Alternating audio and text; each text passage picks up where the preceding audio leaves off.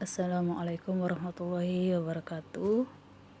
Pada pertemuan kali ini, Ibu hanya akan menjelaskan singkat saja.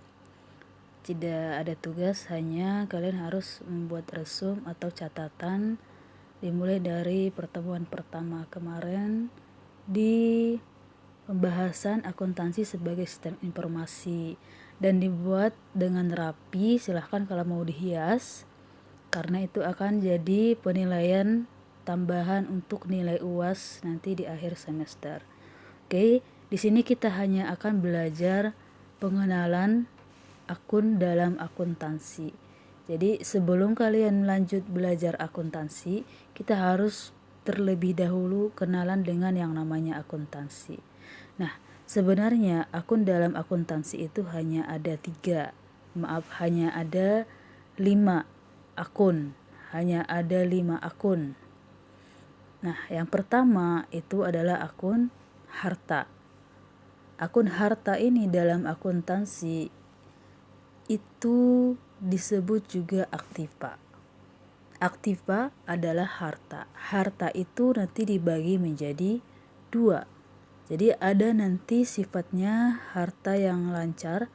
Ini disebut dia harta lancar karena masa pakainya kurang dari 1 tahun. Jadi barang itu atau akun itu sebelum 1 tahun masanya sudah habis atau sudah terpakai.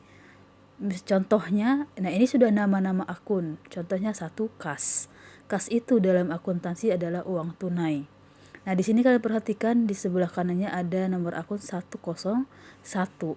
Nah, ini adalah menunjukkan dari nomor akun kas. Satu di awal itu adalah pengertian dari 1 adalah harta. 0 itu menunjukkan bahwa dia adalah aktiva real atau lancar. Jadi 101 harta, 0 lancar, harta lancar, nomor 1 yaitu kas. Oke. Nah, yang kedua itu adalah surat berharga berurut, nomor akunnya 102.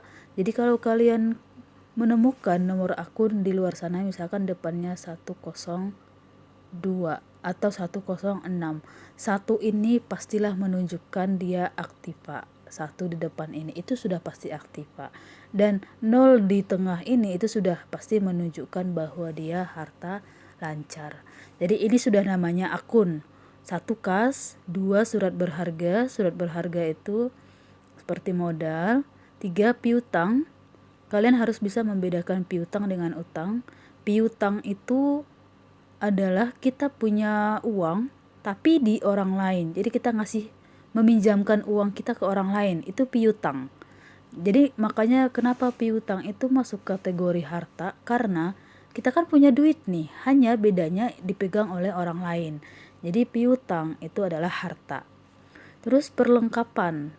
Perlengkapan, apa sih contoh perlengkapan? Contohnya misalkan seperti sesuatu barang benda yang dipakai perusahaan yang habis masa pakainya kurang dari 1 tahun.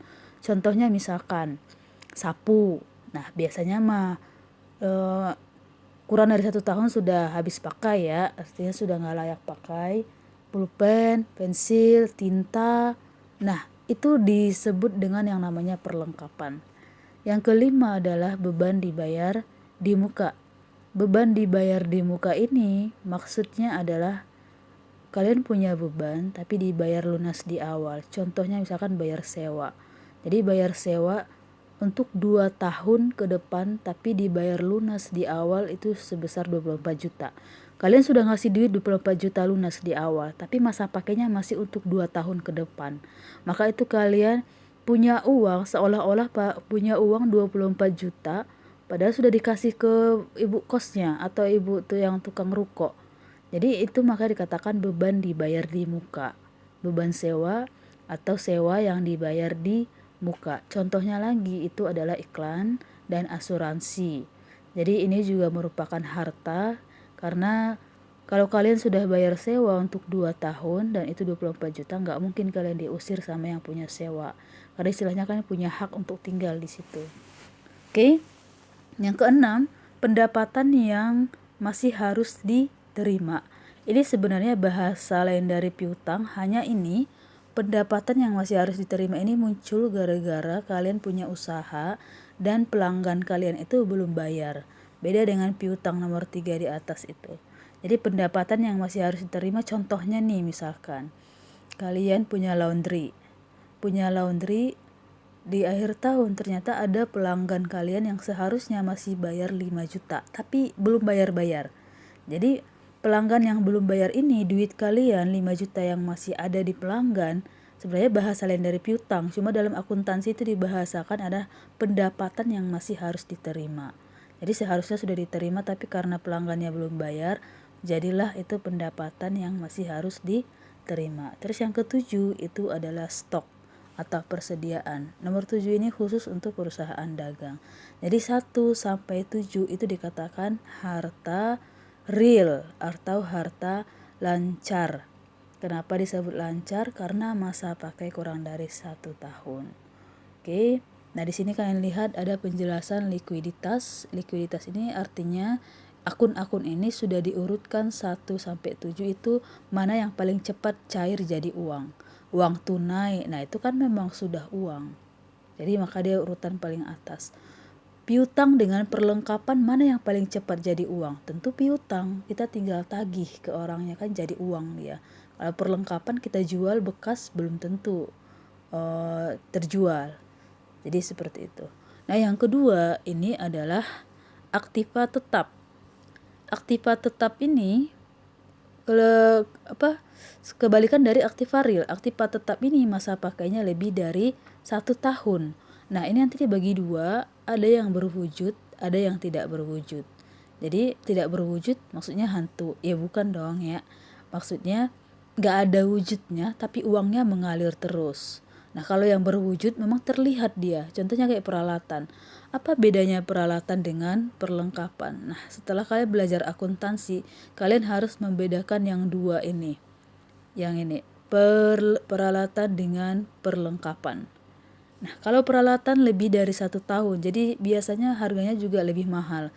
Contohnya seperti komputer, kipas, TV, mesin, mobil. Nah, itu adalah contoh dari peralatan. Dan kalian perhatikan nomor akunnya sudah menjadi 111. Tengahnya dari 0 berubah menjadi angka 1. Itu artinya berarti dia adalah nomor akun aktiva tetap. Ini mutlak gak Bu, penomoran akun ini? Biasanya iya. Dan ini yang Ibu kasih ini sudah sesuai yang biasa digunakan di luar sana. 111. 101 itu lancar, 111 itu aktiva tetap. Nah, yang tidak berwujud ini seperti franchise. Kalian perhatikan contoh di Indonesia itu banyak. Salah satunya yang sering kalian makan, KFC. Siapa yang suka ayam goreng? Nah, KFC itu adalah franchise. Jadi yang punya KFC itu mengalir terus duitnya padahal bukan dia pemiliknya, hanya karena namanya dipakai. Maka itu dikatakan aktiva tidak berwujud. Hak nama, hak paten, goodwill itu sama aja semuanya. Itu adalah merupakan aktiva tidak berwujud. Ini pembagian harta. Jadi harta itu ada real, ada tetap. Jadi kalian harus tahu nih, kas itu bagian dari harta atau apa. Ini sangat penting. Nah, ini tolong diperhatikan, ini sangat penting ke depannya supaya kalian nanti belajar akuntansinya itu lancar. Kalau kalian nggak tahu akun ini termasuk harta atau utang atau ini, maka nanti kalian akan kesusahan belajar ke depan. Maka Ibu harap ini tolong diperhatikan dengan seksama. Oke, di sini ada akun nomor 2 yaitu utang. Utang ini ada disebut utang usaha, utang real, sama dengan atas real. Dikatakan dia real karena masa pinjaman berarti ya, kurang dari 1 tahun. Nah, perhatikan angkanya sudah berubah menjadi 2 di depannya. 2 berarti ini menunjukkan bahwa dia akun nomor 2 itu utang. Jadi HUMPB yang di atas ini itu sudah menunjukkan akun nomor akun tersebut. Nomor 2 pasti akun utang. Jadi utang real di sini ada namanya pendapatan diterima di muka, atau ini dulu nomor 2, beban yang masih harus dibayar. Ini hampir mirip dengan beban dibayar di muka. Kalau beban dibayar di muka, kita yang bayar. Kalau beban yang masih harus dibayar, kita yang punya utang. Misalkan gaji karyawan kita belum digaji, apalagi karena musim corona kan banyak gaji yang tertunda. Nah, itu namanya beban yang masih harus dibayar. Nah, yang ketiga itu ada pendapatan diterima di muka. Ini kebalikan dari beban dibayar di muka. Kalau beban dibayar di muka, itu kalian bayar beban di awal untuk pemakaian selanjutnya. Sementara kalau pendapatan diterima di muka, ini adalah ibu kosnya yang punya ruko. Jadi yang punya ruko yang menerima duit itu, maka itu adalah pendapatan diterima di muka. Kenapa masuk utang, Bu? Jadi kan seolah-olah dia punya kewajiban untuk tetap membiarkan anak kos itu di situ gitu. Oke, ada utang jangka panjang. Nah, utang jangka panjang ini contohnya adalah hipotek. Utang hipotek ini adalah kerjasama dengan bank dengan perusahaan. Terus ada obligasi. Intinya utang jangka panjang ini adalah yang lebih dari 1 tahun. Nah, tadi ada harta, utang. Selanjutnya itu ada modal. Akun ketiga itu adalah modal, akun modal. Modal itu hanya berasal dari dua, modal sendiri ketika kita buka perusahaan, itu kan kita meluncurkan modal. Nah, modal itulah yang disebut modal sendiri. Yang kedua, modal itu berasal dari laba perusahaan. Nah, ini akun nomor 3. Nomor 4 itu adalah pendapatan. Pendapatan itu apa? Nah, kalau kalian perhatikan di sini ada contohnya, tanggal 5 Januari diterima pendapatan jahit baju pengantin 5 juta, dibayar secara kredit. Dia sudah menjahit baju pengantin, tapi pelanggannya belum bayar, masih secara kredit. Nah, pada tanggal 31 Januari, si pelanggannya tersebut diterima pembayaran tanggal 5 Januari, pelunasan piutang. Nah, jadi yang mana yang termasuk dihitung pendapatan? Itu adalah yang pada saat tanggal 5 Januari. Jadi pada tanggal 5 ini itu sudah dihitung sebagai pendapatan. Terus tanggal 3 Januari ini namanya apa, Bu? Ini namanya adalah pelunasan piutang. Jadi ini masuk kategori piutang. Jadi bukan dihitung pendapatan lagi gitu. Itu namanya pendapatan. Kalian sekolah bagi PGRI pendapatannya apa? SPP. Kalian buka salon, pendapatan kalian apa? Ya, kalau ada mama rempong, ya, pedikur, medicure, ya kan? Ada kerimbat dan lain-lain gitulah. Ya, yang cewek-cewek lebih tahu lah gitu. Nah, itu pendapatan. Terus beban itu apa? Beban di sini bukan beban hidup ya. Beban maksudnya di sini ada sesuatu yang kalian keluarkan karena untuk operasional perusahaan. Di sini sudah ada contohnya. Nah, perhatikan lagi nomor akunnya sudah menjadi 5 di depannya. Ini kenapa nggak berurutan, Bu? Di bawah 501 ini nggak masalah.